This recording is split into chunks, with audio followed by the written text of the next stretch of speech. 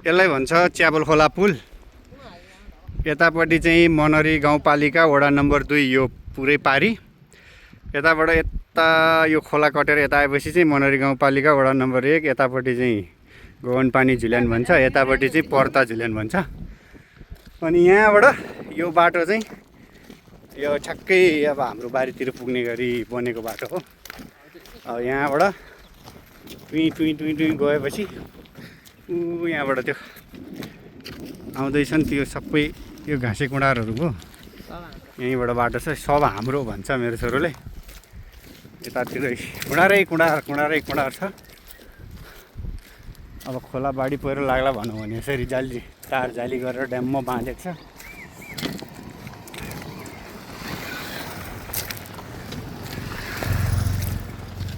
अब म यहाँबाट एउटा माथिसम्मै बनाउँछु है, जाँदै गर्दाखेरि चाहिँ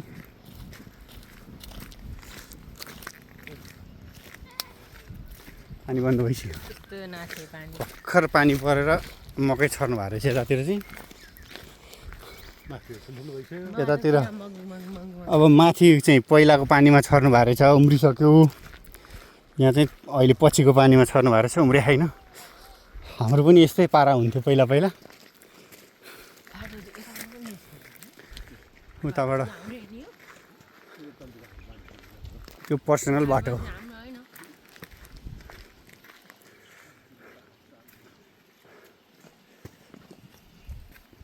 यो बाटो चाहिँ यस्तो आएर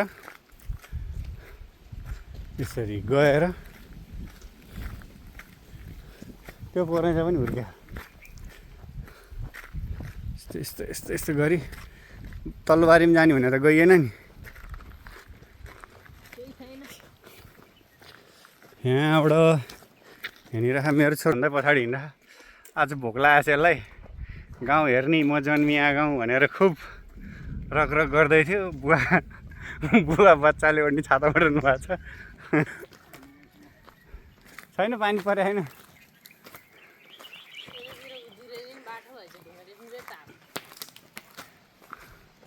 अनि के ढुङ्गाले हानुन्जेल बसिरहनु पर्ने त नि। यो घाँसे कुँडार है हाम्रो। कुडमेरो खर्सेतो घाँसै घाँस।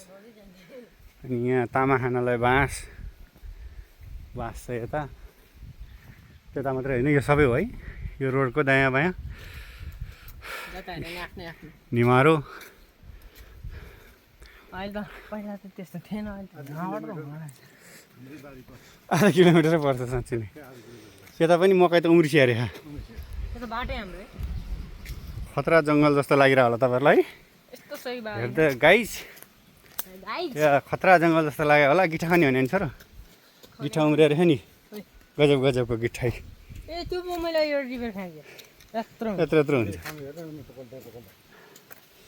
अस्ति नै आउनु पाए भए लानुहुन्थ्यो। गिठा खायो भने स्वास्थ्यको लागि साह्रै फाइदा हुन्छ अरे। यो सबै घाँस है।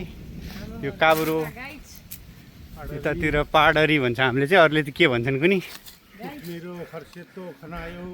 काब्रो यस्तो केरा फलिरह। यो चाहिँ पहिला हामीले यहाँ बस्ने बेलामा माथि यहाँ घरमाथि डाँडा केराको बोक जरैसुद्ध खनेर यहाँ फालिदिएको थियौँ। उम्रिएर पलाएर फल्ने भएछ। यतातिर बुवाहरू चाहिँ अब यताबाट सिधै घरैमा पुग्ने गरी जानुभयो। म चाहिँ यताबाट घुमेर आउँदैछु। त्यो हाम्रो तलको बारी। यतादेखि अघि देखेको खोलो, अघि देखाएको पुल चाहिँ उहाँ छ हो खोलामा। त्यहाँबाट हिँड्दै आएपछि कालो डढेर मान्छे यस्तो भइसक्यो। हाम्रो चाहिँ हुनुहुन्छु बाल्टिन बोकेर खुइ हिँडिरहनु भएको। मेरो ठुलबुवा। यो चाहिँ ठुलबुवाहरूको पुरा फार्म हो। त्यता बाख्रा पाल्नु भएको छ, भैँसी पाल्नु भएको छ, यतातिर कुखुरा हाल्नु भएको थियो, अहिले चाहिँ छैन रहेछ। यो चाहिँ हाम्रै हो। यति चाहिँ पर खेत छ, त्यहाँबाट उता पनि बोटै गाउँको यस्तै त हुन्छ नि। रुखे डाले घाँस मकै उम्रेछ। आँपको बोट यो चाहिँ मैले रोपे हो है। यो हुर्काएको हामीले नै हो, मैले नै हो। यो चाहिँ पहिलाको हाम्रो गोठ थियो, यसैलाई बारबेर बनाएर घर बनाएर यहाँ हाम्रो छिमेकीहरू बस्नुहुन्छ, गाई पाल्नु भएको रहेछ। अनि यता कटहरको बोट, कटहर फल्या कत्रुक कुत्रुक परेको रहेछ, फल्न चाहिँ फल्या रहेछ, माथि माथि ठुल्ठुलो फल्या रहेछ। तरकारी खानेवाला भएको छ गाइस, कसले बोक्नु अब यो यहाँबाट यहाँ पिँडालु लाउनु भएको रहेछ। ओहो कर्कला खाने बेला भइरहेको रहेछ। अनि त्यहाँ पनि छ एउटा आँपको बोट। यो जोतेर मकै उम्रिया जति हाम्रै, यो उम्रिया जति ऊ त्यहाँ यहाँसम्म हाम्रै, त्यहाँबाट त्यो घरभन्दा तल हाम्रै, अनि यताबाट यो सबै हाम्रै हाम्रै हाम्रै हाम्रै। अनि ठुलबा पनि आएर हाम्रो यहाँ हेर्नु, त्यो चाहिँ हाम्रो घर है, तर गोठ थियो पहिला। घर यहाँनिर थियो, भुइँचालोमा परेर घर घटाक भटाक बुडुक भत्किएपछि अनि काठ थियो, काठै घर बेचेको हामीले। यहीँ थियो म जन्मेको चाहिँ अलि यतातिर रे। अनि यो चाहिँ तुलसाको मोठ, कता गयो तुलसाको मोठ, हामीले आमाहरूले सबै भएर बनाएको, यस्तो सिप नभएपछि यस्तो हुन्छ त्यस्तो बनाएको थियौँ। यो चाहिँ पारिजातको बोट, अहिले चाहिँ पात झरेर रहेछ, फल पालुवा पलाउँदैछ गाइस। अनि यो चाहिँ फेरि छाप्रो बनाएको थियो भैँसी पाल्नलाई भनेर, पछि भुइँचालले त भत्काएपछि त्यहाँ टेम्पोररी बसेको हामी, कहिलेकाहीँ आउँदा बस्छौँ। अनि यो टोइलेट हामीले ढुङ्गा बोकेर बनाएको, ऊ बेला कहाँ ट्र्याक्टर ल्याउने चलन थिएन, गोबर ग्यास बनाएको थियौँ। यो गोबर ग्यास हामीले सबै ढुङ्गा बोकेर, त्यो खोलाबाट अघि देखेको खोलाबाट बालुवा ढुङ्गा बोकेर ल्याएर बनाएको। अनि यो नथ बनाएको, नथ चाहिँ हाम्रै पाराले बनाएको अहिलेसम्म रहेछ। यो नथ बनाएको चाहिँ कति वर्ष भयो भन्नुहुन्छ भनेदेखि 2056 सालमा बनाएको। यो 56, 76, 66, 76, 20 वर्ष, 4 वर्ष, 24, 26 वर्ष भएछ। अनि यो भगटेको बोट चाहिँ मैले बेर्ना राखेर म आफ्नै हातको खुदले यहाँ सारेको। हेर्नुहोस् त गाइस, यो यति फल्छ, यति फल्छ, यति फल्छ। यो हाँगा काटेर हाँगा काट्ने गरे तपाईँलाई देखाउँछु। यस्तो लटरम्म फल्छ नि यो, भदौ असोजतिर पाक्छ, पाक्ने बेला हुन्छ। यति छ नि, यहाँ दुईवटा बोट छ। यो चाहिँ खतरा छ, यो ठुलो भएको एकै दिन एउटैबाट रोपेको बोट हो यो। यो चाहिँ यत्रो छ, यसलाई चाहिँ हामीले धेरै काट्थ्यौँ पनि हाँगासँग। अनि यतातिर चाहिँ यो निवाको बोट हो, यो चाहिँ फल्याएर हिँड्छ, कतै फल्या कि देखिँदैन। अनि यो पनि भगटे नै हो, यसमा पनि फल्याएर हिँड्छ। यसमा धेरै त्यो तरुलको हाँगासँग लगाइदिनु भएको रहेछ, त्यही भएर नफल्या रहेछ। यस्तै छ। यो चाहिँ हाम्रो गाउँ उतासम्म छ, यो पारी जोतिया जोति हाम्रै हो, त्यो छेउसम्मै यस्तो छ। बस्न त यति रमाइलो थियो नि, यति आनन्द थियो नि, शीतल शीतल, के गर्नु, सब खतम पारेछ। एउटा कटहरको बोट चाहिँ किन ढालिदियो हो, डङरङ्गै ढालिदियो नि। एउटा कटहरको बोट चाहिँ डङरङ्गै पारिदियो, किन ढाल्यो हो। यो अम्बाको, यसमा यत्रो यत्रो अम्बा फल्छ। यहाँको विकासे भन्छ नि, यो त ऊ चाहिँ होइन, त्यो हाइब्रिड चाहिँ होइन है, तर यहीँको ठुलो फल्ने खाले हो।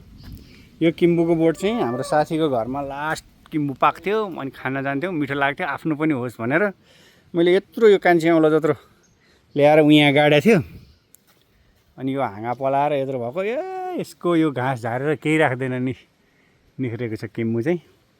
यो भुइँ कटर सबै डडेल लगाइदिएको रहेछन् उतातिर, किन डडेल लाओ, सबै खराङखुरुङ भएको रहेछ, नत्र यो भुइँ कटर घारियो। यो चाहिँ भुइँ कटर, ऊ त्यता पनि छ भुइँ कटर।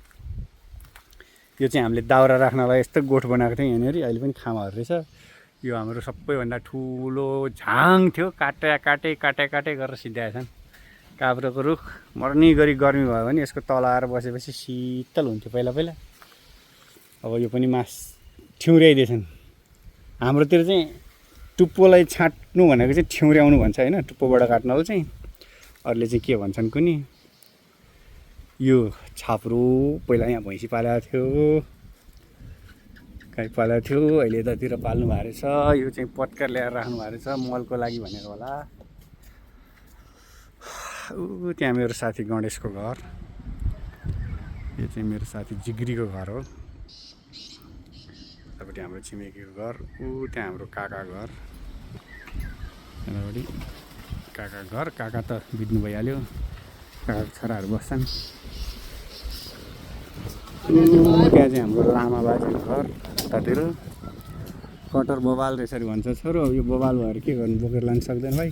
अहिले त ब्याङ्क हेर न है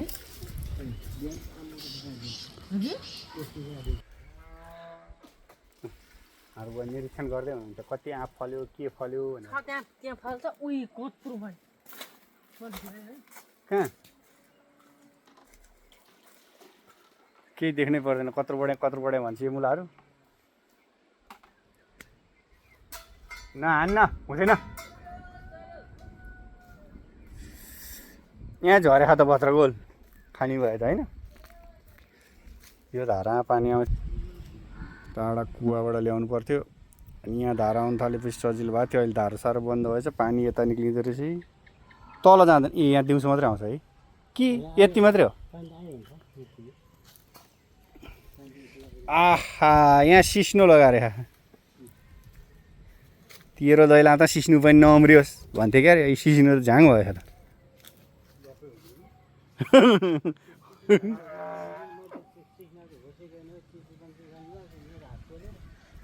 सिस्नु यत्रो भयो।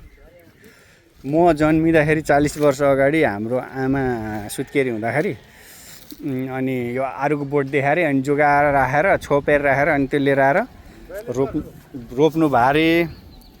यो हुर्केर 42 हुर्केर यो कति खाइयो। यसपालि अझैसम्म यसको ज्वरोबाट पलाउँदै रहेछ, अझै जिम्दै छ। आरुको बोट यति लामो समयसम्म टिक्दो रहेछ भन्ने थाहा भयो। हाम्रो जग्गा गर्ने दाइ,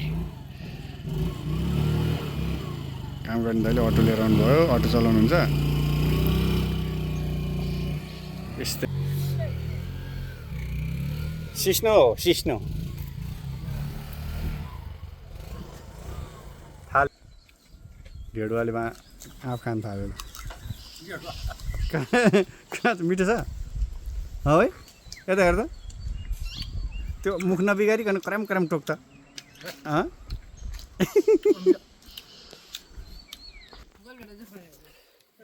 खै कहाँ ए ठुल्ठुलो गोल भाँडो फलेको। हावा आयो, पानी खानु पऱ्यो यार।